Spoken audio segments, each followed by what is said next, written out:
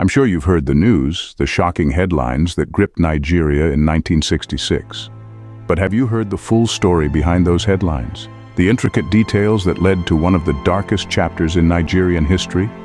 Let's dive deep into Nigeria's 1966 coups and assassinations, events that forever altered the nation's trajectory.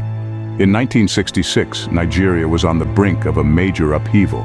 The country, which had gained independence just 6 years earlier, was struggling with internal strife and political instability. The first coup came in January, led by a group of young military officers who were disillusioned with the state of the nation. They were fed up with the rampant corruption and mismanagement that plagued the government. The promises of independence had not been fulfilled, and the people were suffering. In one swift and brutal move, Prime Minister Tafawa Balewa and other top officials were assassinated. This was not just a political statement. It was a violent upheaval that sent shockwaves throughout the nation. But the chaos didn't stop there. The initial coup set off a chain reaction of violence and instability.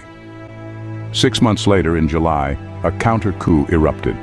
This time, it was northern officers who were striking back, seeking to reclaim power and restore order as they saw fit. The counter-coup was marked by its own brutality. General Yakubu Gowon, who had taken power after the first coup, was captured and killed. His death symbolized the deep divisions within the military and the country. General Yakubu Gowon's capture and subsequent execution were not just military actions, they were acts that deepened the nation's wounds and heightened ethnic tensions. The nation plunged into a shadow of fear and uncertainty. The streets were filled with turmoil, and the air was thick with anxiety. No one knew what would happen next. Families were torn apart, trust was shattered, and the seeds of future conflicts were sown. The social fabric of Nigeria was being ripped apart, and the effects would be felt for generations. But why did this happen? What were the underlying causes of such a violent and tumultuous period? It was a clash of ethnic tensions, political ambitions, and a struggle for control in a newly independent nation. The diverse ethnic groups in Nigeria had different visions for the country's future, and these differences often led to conflict.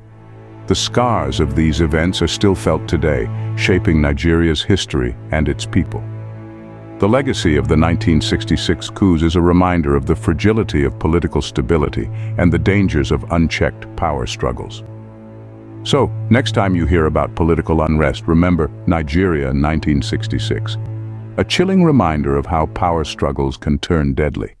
The lessons from this dark chapter are crucial for understanding the complexities of governance and the importance of unity. Stay curious and keep uncovering the truths of our past. Until next time, folks. The history of Nigeria is rich and complex, and by learning about it, we can better appreciate the challenges and triumphs that have shaped the nation. Stay curious and keep uncovering the truths of our past. Until next time, folks.